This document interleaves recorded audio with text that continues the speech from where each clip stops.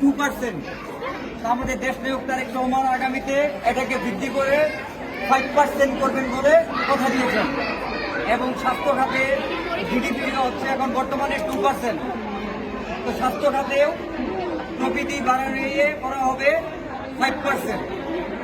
আপনাদের স্বাস্থ্যসেবা এবং শিক্ষা খাতে, শিক্ষা এবং স্বাস্থ্য দুটি খাত হচ্ছে দেশের সবকিছু তালিকার মূল শক্তি। শহীদ প্রেসিডেন্ট জিয়া রহমান কে ছিলেন? মহান স্বাধীনতার ঘোষক ছিলেন। এদেশে বহুদলীয় গণতন্ত্রের যে প্রবক্তা। আমাদের দেশ গণতান্ত্রিক দেশ। গণতন্ত্র হচ্ছে সকলের কথা বলার অধিকার, মত প্রকাশের অধিকার, সংবাদ মাধ্যমের অধিকার।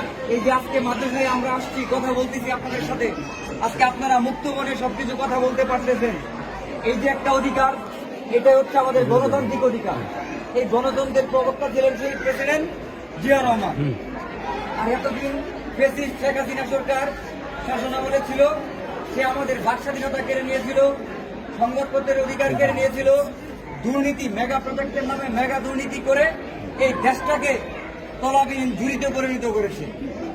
তো বেসিক্যালি বলতে চাই, এই যে মাদ্রাসা শিক্ষাকে আরো আধুনিক উপযোগী করে বাস্তবায়ন করে শিক্ষা ব্যবস্থাকে আরো উন্নত করতে আমাদের আগামী রাষ্ট্রনায়ক দেশনায়ক তারেক রহমান বিভিন্ন পদক্ষেপ গ্রহণ করেছে।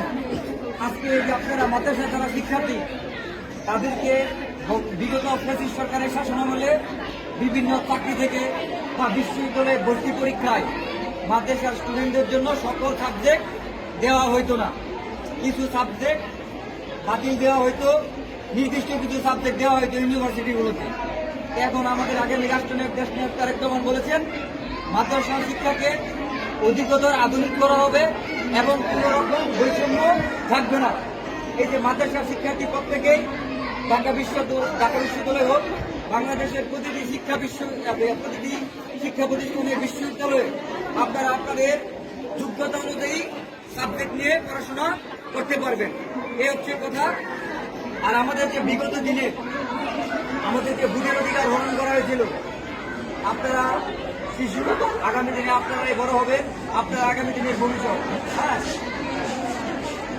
তো আপনি বলতেছি, আমাদের কথা হচ্ছে বিগত দিনে যে রাজনৈতিক চর্চা ছিল, আগামী দিনে আমরা রাজনৈতিক গুণগত পরিবর্তনের জন্য দেশনায়ক তারেক রহমান বলেছেন, এমন একটি বাংলাদেশ হবে, সুশাসনের বাংলাদেশ, সকলের মত পথ, প্রত্যেকটা দলের, আমাদের সকল ধর্ম বিশ্বাসের মানুষ, বাংলাদেশের নৃতাত্ত্বিক গোষ্ঠী, জাতি গোষ্ঠী, এদেশের মানুষের আশা আকাঙ্ক্ষা ধারণ করে একটি উন্নয়নশীল রাষ্ট্র ব্যবস্থা গঠন করাই হচ্ছে আমাদের কাজ।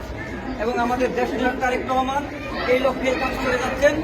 আপনারা যেন আপনাদের ভোটাধিকার প্রতিষ্ঠা করতে পারেন, আপনারা আপনাদের ব্যক্তি মতামত প্রকাশ করতে পারেন, এটাই হচ্ছে আমাদের লক্ষ্য। তো আমরা আজকে আপনাদের মধ্যে যে 31 দফা নিয়ে এসেছি, এটা আপনারা সবাই করবেন। এটা হচ্ছে আমাদের আগামী বাংলাদেশ কিরকম হবে, আমাদের রাষ্ট্র কাঠামো কি কি মেরামত হবে, আর এটাই হচ্ছে আমাদের প্রতিশ্রুতি।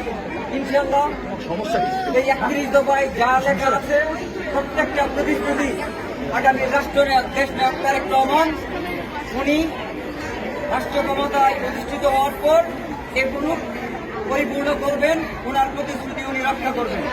আপনারা সবাই এই 31 দফা করবেন। এবং আপনাদের জন্য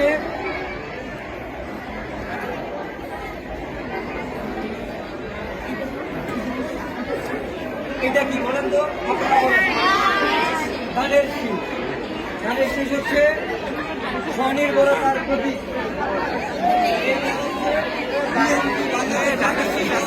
বিএনপির প্রতীকের নাম ধানের শীষ।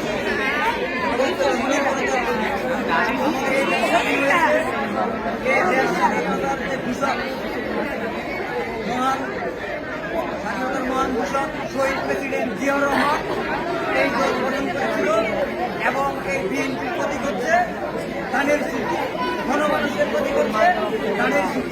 এই যে মাদ্রাসা শিক্ষার্থী আপনাদের প্রতীক হচ্ছে ধানের শীষ। সবাই ভালো থাকবেন।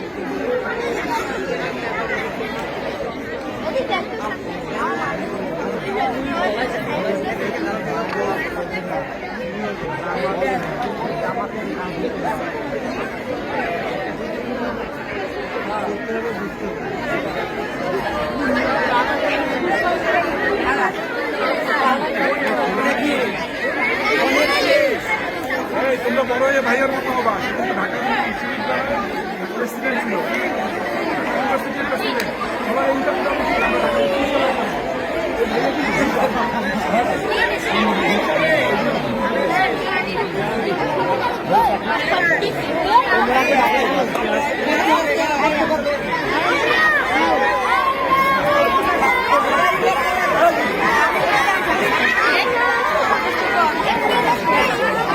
আস্তে আস্তে আস্তে আস্তে এই